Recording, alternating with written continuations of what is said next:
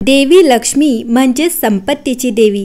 तिच्या कृपेशिवाय माणसाच्या आयुष्यात आर्थिक संपन्नता येत नाही. आजच्या धकाधकीच्या जीवनात आपण पैसे मिळविण्यासाठी रात्रंदिवस काम करत असतो. जीवनात सुख समृद्धी यावी यासाठी आपण सतत प्रयत्न करत असतो. जीवनात संपत्ती टिकवून ठेवण्यासोबतच देवी लक्ष्मीचा आशीर्वादाचा वर्षाव सतत होत राहावा यासाठी लोक प्रयत्न करत असतात. रात्रंदिवस मेहनत करूनही लक्ष्मी देवीची कृपा काही लोकांवरच बरसते. जर तुमच्यावरही लक्ष्मी देवीची कृपा व्हावी असे वाटत असेल तर आज आम्ही तुम्हाला काही उपाय सांगणार आहोत. यामुळे देवी लक्ष्मी लवकरच प्रसन्न होईल आणि तुमच्यावर धनधान्याचा वर्षाव होईल. मंडळी, लक्ष्मी देवीला प्रसन्न करण्यासाठी ज्याप्रमाणे आपण आपल्या घराच्या स्वच्छतेकडे आणि पावित्र्याकडे लक्ष देतो, त्याचप्रमाणे आपण आपल्या कार्यस्थळाच्या ठिकाणी स्वच्छता आणि शुद्धतेकडे विशेष लक्ष देणे आवश्यक आहे. कोणत्याही अस्वच्छ ठिकाणाहून देवी लक्ष्मी क्रोधित होऊन परतते. त्यामुळे आपल्या कार्यस्थळाच्या ठिकाणी स्वच्छताही राखलीच पाहिजे. मंडळी, महालक्ष्मीच्या कृपेविना धनप्राप्ती होणे अशक्य असते. त्यामुळे लक्ष्मी मातेला प्रसन्न करून घेण्यासाठी शुक्रवारच्या दिवशी महालक्ष्मीची पूजा आणि व्रत करावे. संध्याकाळी गोधुली मुहूर्तावर लक्ष्मी मातेसमोर तीळ आणि तुपाचा दिवा लावावा. हळदी कुंकू लावून पूजा करावी. तसंच लक्ष्मी मातेला गुलाबाचे फूल अर्पण करावे. दूध आणि गुळापासून तयार केलेला गोडाचा नैवेद्य दाखवावा. शक्यतो पांढऱ्या रंगाची मिठाई नैवेद्यात असावी. या उपायामुळे लक्ष्मी देवी प्रसन्न होते. मंडळी, लक्ष्मी मातेच्या पूजेमध्ये सर्व यंत्रांना विशेष महत्त्व दिले जाते. त्यातीलच आहेत श्रीयंत्र, महालक्ष्मी यंत्र, धनवर्षा यंत्र, व्यापार वृद्धी यंत्र आणि लक्ष्मी कुबेर यंत्र. यांची पूजा करून विशेष फलप्राप्ती करून घेता येते. शास्त्रात सांगितल्याप्रमाणे या यंत्रांच्या प्रभावाने तुमच्या धनसंपत्तीत वाढ होते. तसेच सुखप्राप्ती सुद्धा होते. तुम्हाला शक्य असल्यास आपल्या घरातील ईशान्य कोपऱ्यात किंवा देव्हाऱ्यात ताम्रपत्र, रजतपत्र किंवा भुर्जपत्र यावर श्रीयंत्र बनवून त्याची प्राणप्रतिष्ठा करू शकता. प्राणप्रतिष्ठा केल्यावर या यंत्राची नियमितपणे पूजा करावी. तसेच शुक्रवारी श्रीयंत्राच्या पूजेनंतर दाखवण्यासाठी नैवेद्य घरीच तयार करावा. माता लक्ष्मीच्या सोबतीनेच कुबेरालाही धनसंपत्तीची देवता मानले जाते.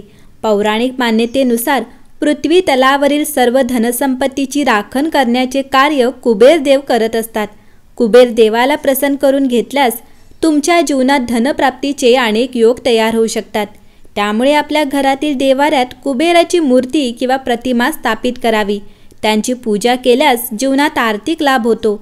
अशा प्रकारे कुबेर देवाची स्थापना आणि पूजा करणे हा देखील धनसंपत्ती मिळविण्यासाठी एक उत्तम उपाय ठरू शकतो. धनप्राप्तीच्या उपायांमध्ये श्री सूक्त पठण हा अत्यंत प्रभावशाली उपाय मानला जातो.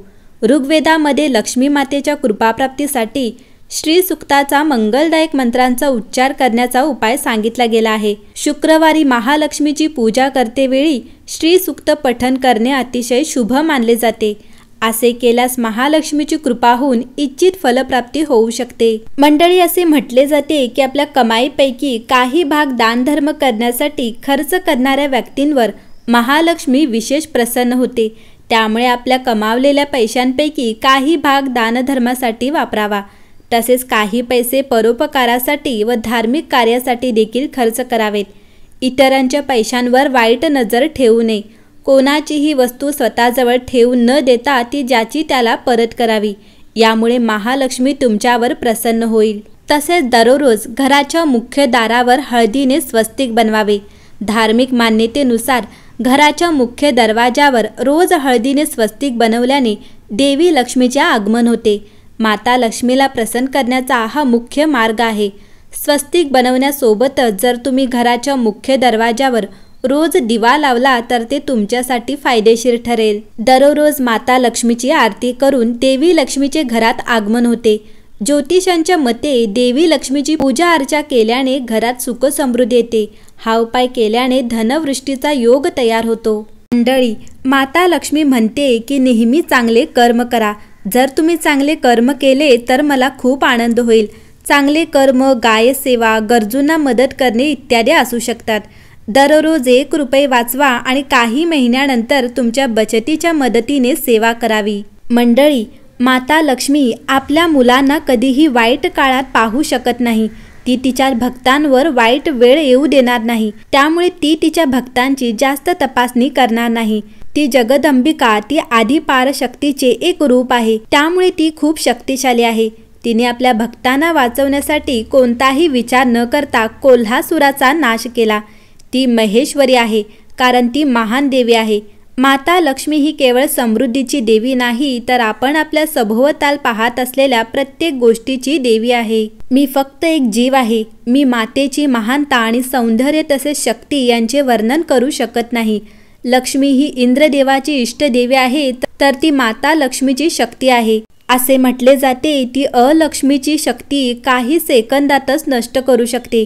काही लोकांना असे वाटते की ती करू शकत नाही, परंतु ती ते करू शकते. तिला तिची बहीण लक्ष्मीची भीती वाटत नाही. लक्ष्मी ही पराशक्ती आहे, म्हणून ती कोणाला घाबरत नाही. भगवान महाविष्णू सुद्धा तिची भक्तिभावाने पूजा करतात. ती ब्रह्मदेवाची आई आहे. ती चंद्राची बहीण आहे. मंडळी, भगवान विष्णूला फक्त प्रेम हवे आहे. जे लोक त्याच्या कथा रोज ऐकतात त्यांच्यावर तो प्रेम करतो. त्यांचे संतांवर खूप प्रेम आहे. पण आम्ही संत नाही, म्हणून तुम्ही संतांचे सेवक बनण्याचा प्रयत्न करा. संतांचा सेवक खूप जेव्हा आपण सत्कर्म करतो तेव्हा माता लक्ष्मी खूप आनंदी होते. माता लक्ष्मी म्हणते की नेहमी सत्कर्म करा. कोणी सत्कर्म केले तर मला खूप आनंद होतो, पण जर तुम्ही सत्कर्म केले नाही तर मी तुम्हाला सोडून जाईन. याचा अर्थ तुम्ही सत्कर्म केले नाही तर तुम्ही पैसे मिळवणार नाहीत. म्हणून जेव्हा आपण सत्कर्म करतो तेव्हा माता लक्ष्मी खूप प्रसन्न होते. आणि तुम्ही विचार कराल, सत्कर्म म्हणजे काय? तर उत्तम गरजू लोकांना मदत करावी. एक माणूस म्हणून आपल्या सर्व जबाबदाऱ्या आणि कर्तव्ये पार पाडा आणि कधीही कोणत्याही जीवाला शारीरिक किंवा मानसिक दुखापत करू नका. गरजूंना शक्य असेल तेव्हा मदत करण्याचा प्रयत्न करा. कधीही अपशब्द वापरू नका. श्री विष्णू नाव किंवा मंत्रांचा जप करा. आणि जेव्हा श्री विष्णू आणि देवी लक्ष्मी हे पाहतील तेव्हा ते कायमचे तुमचे पालक म्हणून तुमच्यासोबत असतील आणि तुमची काळजी घेतील.